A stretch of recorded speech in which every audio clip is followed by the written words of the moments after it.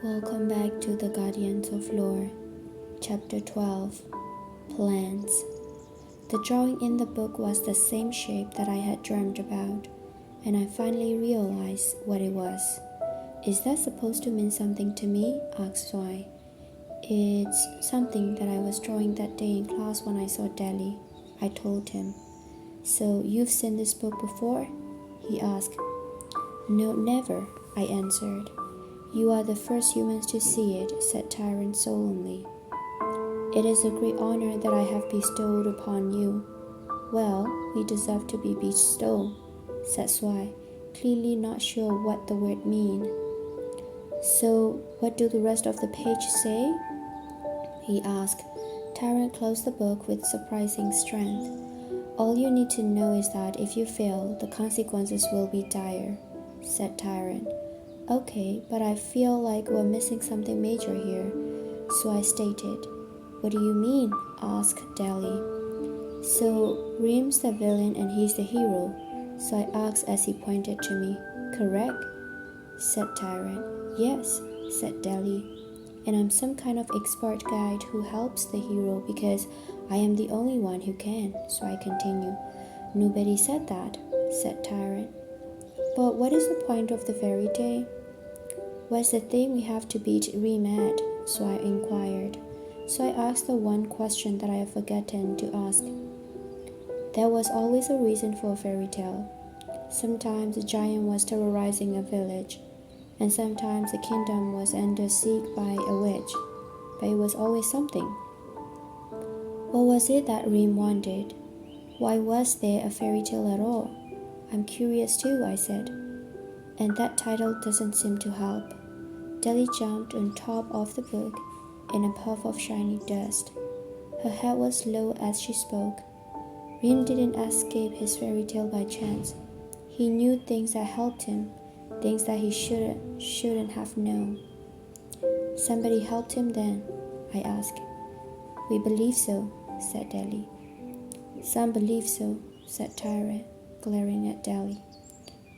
What we know for sure, she replied, is that once he's escaped, he set out to find the one thing that could make him more powerful. What is it? Asked Swai. Some kind of magic wand? No, said Tyrant. Then he turned to Delhi and me. Why do you let him get so much? He's terrible at it. Hey, Swai yelled. I can still hear you. Regular-sized earwork too. How would you like it if I turned you into a newt? Said Tyrant, staring angrily at Swai. Tyrant! Exclaimed Delhi. Tyrant immediately got back his composure and confessed. I'm sorry, he just draws my ear. Yeah, well, you should really work on that, said Swai. I spoke up. Is the pen in it? Swai looked at me, puzzled. That shape in the book and the shape that I was drawing in class is a symbol for your fairy tale pen, isn't it? I asked Tyrant. A pen? Tyrant answered, but not mine. He lifted the pen up to show us more details. As he spun it, I saw the stone gold shimmer and spin like it was alive. It was mesmerizing. So I had done better with a hypnotist once at a birthday party. She made the mistake of picking Swai to be the volunteer, and it all went downhill from there. By the time Swai was selected, he was already convinced that he could hypnotize the hypnotist. We watched them trying to hypnotize each other for about a half hour. Her with techniques that she had learned over the years, and him with exaggerated movements and words like abracadabra. When she finally asked him to sit down, Swai commanded her to sit down instead, and lasted another 5 minutes, but even Swai was entranced with the spinning pen. Tyrant explained as it spun. Before time was time, there was a king of the mountain. He ruled the world along with his brother, the king of the valley, and his sister, the queen of the sea. But the king of the mountain wanted to rule alone, and a fighter, a fairy himself, told the king of the mountain about two hidden wells of legend. One held all of the good magic in the world, the ancient well of lore. The other held all of the evil magic, known as the well of Rael. The fairy told the king of the mountain that if he could control these wells, he would become more powerful than his brother and sister combined. That very day, the king of the mountain enslaved his entire kingdom, magic and non-magical creatures alike, charging them all with finding the wells. It was a group of 8 dwarfs, being the most skilled at digging, who found the wells deep within a mountain. 8 dwarfs? I repeated. Yes, 8. Why? Tyrant inquired. Just used to hearing 7. Please keep going, I said. He continued. However, the dwarfs did not go back and tell the king as he had commanded. Because of his cruelty, the dwarfs used the magic of the wells to craft 2 pans and a book instead. The first pans were made with the most powerful magic from the wells. It had the ability to create tales from nothing and make them real. This pen is known as the author pen.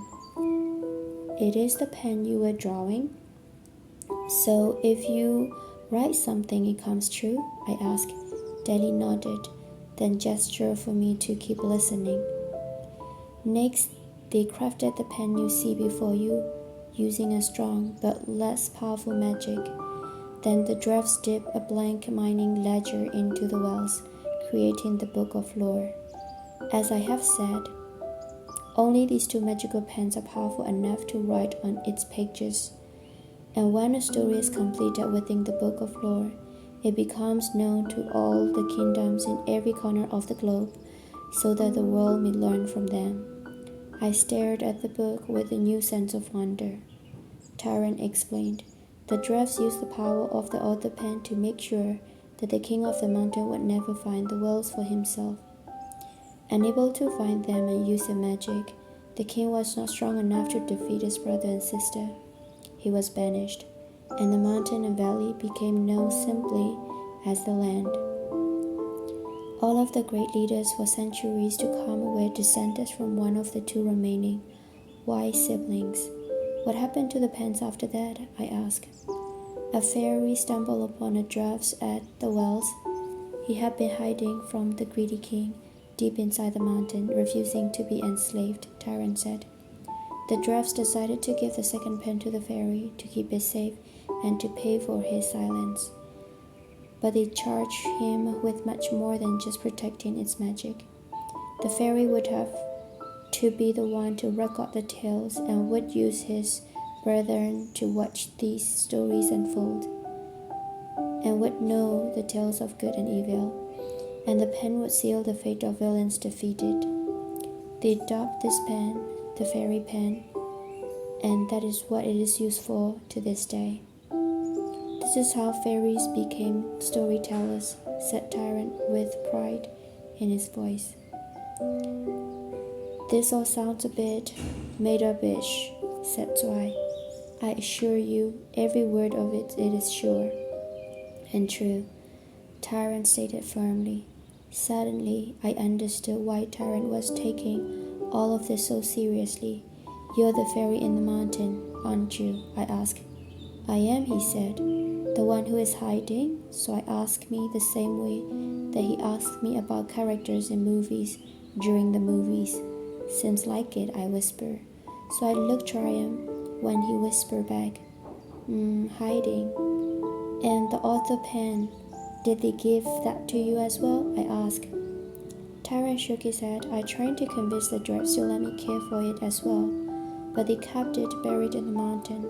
They had decided that no creature should hold both and use the pen to make it so.